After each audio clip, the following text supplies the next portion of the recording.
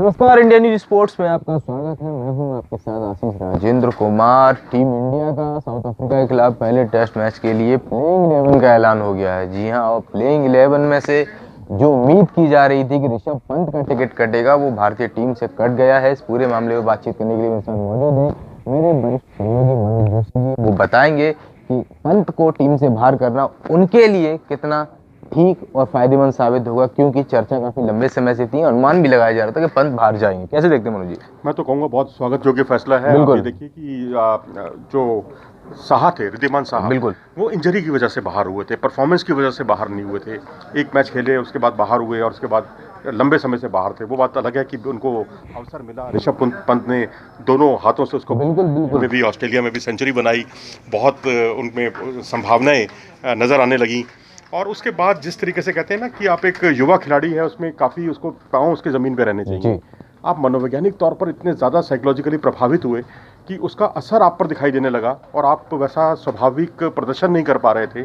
तो मैं तो ये भी समझता हूँ कि एक तरह से उनके लिए झटका भी है। बिल्कुल। वनडे और T20 में शायद वो अपने आप ये मान के चलेंगे कि अब उनकी जगह एकदम सबक भी है। नहीं है। सबक, मैं वही सबक से सबसे बड़ी बात सबक है। और दूसरा, रिद्धिमान साहा जैसे प्लेयर की गलती क्या है जी। सवाल ये है, टेस्ट क्रिकेट में वो अच्छी कीपिंग कर लेते हैं। हाथ बहुत तेज है उनके। हाथ उनके बहुत तेज हैं। जब थ्रो आता है तो जो विकेट पर जो गेंद को लगाने का जो उनका टाइमिंग है वो बहुत सही है। वनडे क्रिकेट में धोनी के बाद सबसे तेज वही है। और टेस्ट में आज वो बेस्ट बल्लेबाजी भी अच्छी खासी करते हैं, डिफेंस उनका तंगड़ा है, डिफेंस अच्छा है, आक्रामक बल्लेबाजी भी वो करने लग गए हैं। बिल्कुल, है ना। और सबसे बड़ी बात है कि 3 सेंचुरी है उनके नाम पर, और जरूरत पड़ने पर वो 40, 50, 60 रन की उससे अक्सर रन बनाते रहे हैं। तो अगर कोई विकेट कीपर लोअर ऑर्डर में आकर आपको 40, 50 या 60 रन बनाता है और नियमित रूप से बनाता है, तो उसको पूरी तरह से खारिज करना न्याय संगत नहीं था।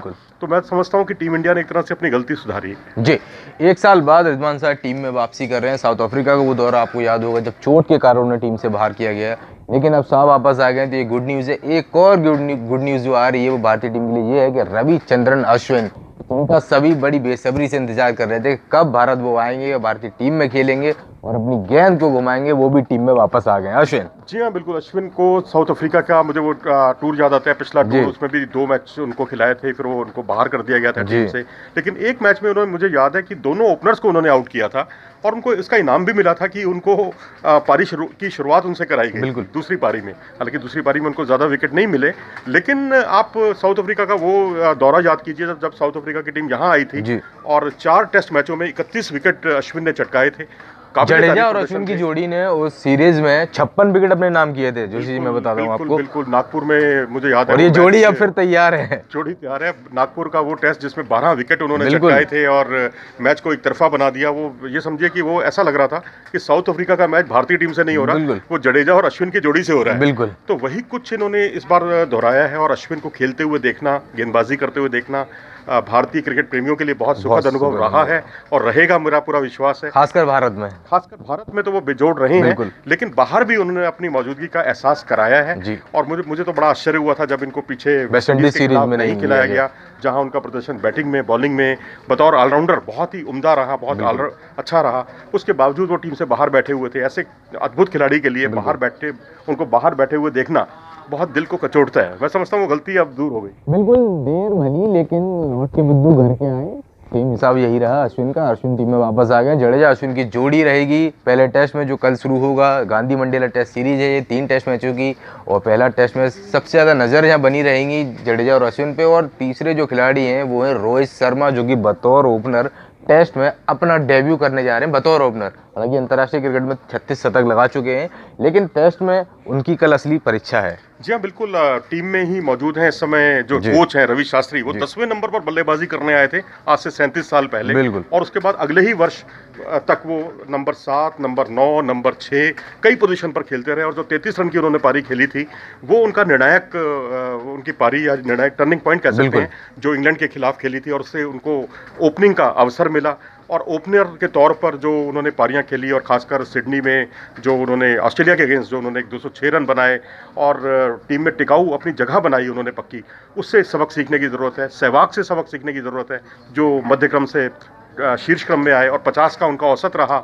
ऐसे कई खिलाड़ी हैं, साइमन कैटिच हैं जिन्होंने बहुत अच्छा उम्दा प्रदर्शन किया, मिडिल ऑर्डर से आकर ओपनिंग में बहुत ही सक्सेसफुल रहे, ऐसी सनत जयसूर्या, तिलक रत्ने, दिलशान, बहुत से ऐसे खिलाड़ी हैं। तो मैं समझता हूँ रोहित शर्मा के बाद बहुत उदाहरणों की कमी नहीं है और उनमें क्षमताओं की भी कोई कमी नहीं है। अब ज़रूरत है कि जो उनकी बुनियादी जो कमजोरियां थीं शुरुआती ओवरों की, पहले 2-4 ओवरों की, कि जिसमें जो गेंद अंदर की तरफ मूव होती है, उस पर थोड़ा सा सावधानी बरतें और पहले 10 ओवर में अगर वो टिक गए तो समझिए वो बहुत बड़े स्कोर की ओर जाने वाले हैं। बिल्कुल, अगर 10 ओवर रुक गए तो आप सब ने देखा है कि रोहित शर्मा किस कदर गेंदबाजों की बखिया उधेड़ते हैं। भारतीय टीम को दूसरा वीरेंद्र सहवाग मिल सकता है सीरीज के दौरान, क्योंकि सभी ये उम्मीद कर रहे हैं कि शर्मा जी जब ओपन करने आएंगे तो टेस्ट मैच में तो वनडे और T20 में जैसे उनका खेल रहता है, ठीक उसी प्रकार वो टेस्ट में गेंदबाजों की क्लास लगाते हुए दिखाई देंगे। उमेश यादव के नाम पे चर्चा थोड़ी बहुत कर लेते हैं, क्योंकि ये तो खैर पता था सबको कि बुमराह की जगह वो आए, तो प्लेइंग 11 में पहले टेस्ट में तो उनकी जगह नहीं बननी है, इतना तो साफ था। तो समी और ईशान ठीक है ना, काफी है, सफिशिएंट है, इंडिया में खेलना है, कोई दिक्कत वाली बात कोई नहीं है। लेकिन हमने देखा है उमेश यादव वैसे भी जब टीम में रहे हैं तो वो एक तरह के नेट बॉलर भी बनकर रह गए हैं। तो ठीक है टीम में, क्योंकि अब और ज्यादा एक्सपेरिमेंट कर भी नहीं सकते ना, आईसीसी टेस्ट चैंपियनशिप चल रही है, टेस्ट चैंपियनशिप चल रही है। और वैसे भी दो आपने जो स्पिनर्स का जिक्र किया, वही बढ़िया स्पिनर हैं, 2 अच्छे पेसर हैं, अच्छी फॉर्म में, अच्छी लय में है। ऐसे में तीसरे की कोई जगह बनती नहीं है। तो मैं समझता हूँ उमेश यादव को थोड़ा सा भी धैर्य रखना होगा, कोई देर सवेर उनको जगह जरूर मिलेगी। प्लेइंग 11 परफेक्ट आपके हिसाब से? परफेक्ट, बिल्कुल मेरे हिसाब से भी प्लेइंग 11 परफेक्ट है। लेकिन एक बात ये साफ जाहिर होती है कि इस टेस्ट सीरीज के पहले ही टेस्ट से 2 या 3 बदलाव जो हुए हैं, अगर भारतीय टीम के ये बदलाव कारगर साबित होते हैं इन 3 टेस्ट मैचों की सीरीज के दौरान, तो जो आने वाली टेस्ट सीरीज है बांग्लादेश के खिलाफ बदलाव नहीं देखने को मिलेंगे। लेकिन अगर दाव उल्टा पड़ गया तो आईसीसी टेस्ट चैंपियनशिप को जहन में रखते हुए विराट कोहली फिर से अगली सीरीज में बड़े बदलाव कर सकते हैं। खैर, पहला टेस्ट मैच कल विशाखापट्टनम में खेला जाएगा। आप जुड़े रहिए हमारे साथ, देखते रहिए इंडिया न्यूज़ स्पोर्ट्स। धन्यवाद।